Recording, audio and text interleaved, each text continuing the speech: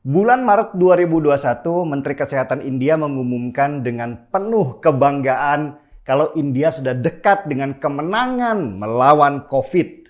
Dia mengambil data di bulan Februari, di mana kasus infeksi di sana rata-rata 11.000 kasus.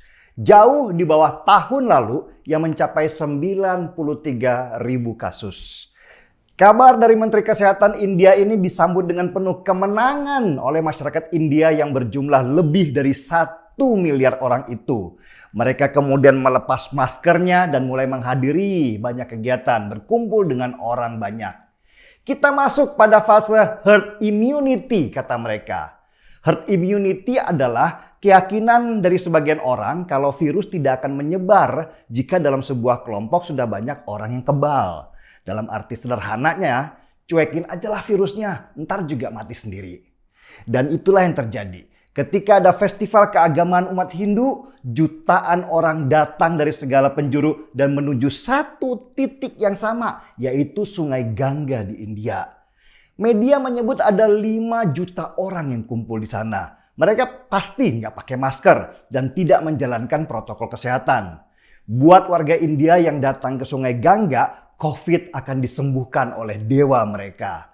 Rakyat India sangat percaya bahwa Sungai Gangga adalah ibu mereka yang akan menyembuhkan segala penyakit termasuk menambah rezeki mereka. Dan selesai pesta keagamaan itu, meledaklah COVID varian kedua di sana.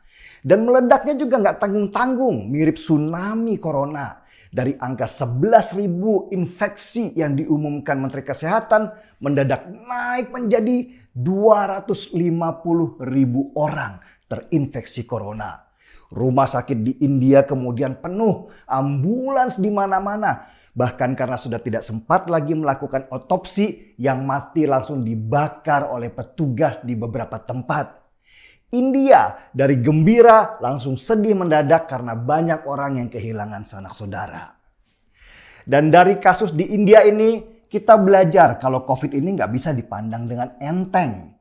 Ketika virus ini menyebar, dia punya kekuatan berkali-kali lipat dari penyebaran sebelumnya.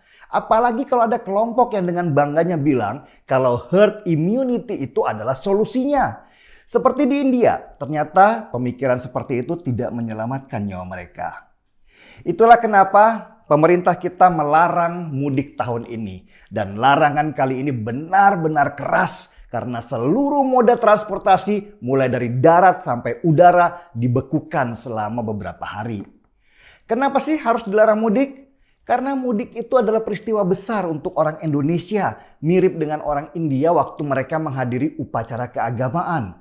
Jutaan orang dalam waktu yang bersamaan akan bergerak menuju satu tujuan, bercampur dengan yang lain, dan sudah pasti nggak ada jarak dan masker juga pasti akan dilepas. Nah, kalau itu terjadi, mungkin kita gembira ketemu keluarga karena sudah lama nggak jumpa. Apalagi ketemu orang tua sambil makan makanan yang biasanya terhidang setahun sekali kalau ada acara. Habis itu jalan-jalanlah ke tempat hiburan sambil bawa anak-anak liburan. Tapi yang terjadi sesudah itu bisa mirip dengan apa yang terjadi di India, yaitu tsunami corona. Bisa banyak orang yang kehilangan keluarga dan kita harus mulai dari nol lagi dalam melawan corona. Padahal sudah ratusan triliun rupiah yang dikucurkan untuk menghadang virus itu beserta dampak ekonominya. Di India sekarang sudah berlaku jam malam untuk mencegah penyebaran corona. Masa di kita juga harus begitu? Ada jam malam sehabis libur lebaran. Ekonomi kita bisa anjlok lagi. Dan sejak awal corona, India adalah negara yang cocok untuk dijadikan pelajaran buat kita. Ketika India lockdown, kita akhirnya melihat betapa sengsaranya ekonomi mereka sehingga kita tidak melockdown negara tetapi menerapkan konsep pembatasan sosial. Dan ketika India akhirnya gagal dalam menerapkan konsep herd immunity, kita mulai berjaga-jaga. Jangan sampai kita seperti India dihantam gelombang virus kedua. Lebih baik sementara ini kita lebaran di rumah saja lah ya. Tahan diri dulu dan bersabar. Kita juga tidak ingin menularkan orang tua kita yang daya tahan tubuhnya pasti lebih lemah dari kita. Virus yang bisa mengambil nyawa mereka. Bertemu mereka dan maaf-maafan lewat video call juga bisa. Nggak mengurangi nilai spiritualnya kok. Teknologi ada untuk memudahkan itu semua. Dan untuk semuanya, semoga tetap sehat dan jangan lupa, masker jangan dilepas ketika kita ada di luar rumah. Apalagi ketika kita ada di dekat kumpulan orang banyak. Selamat menjalankan puasa. Nanti sesudah buka, kita seruput kopinya. Markimas, mari kita pakai masker. Nggak pas ya.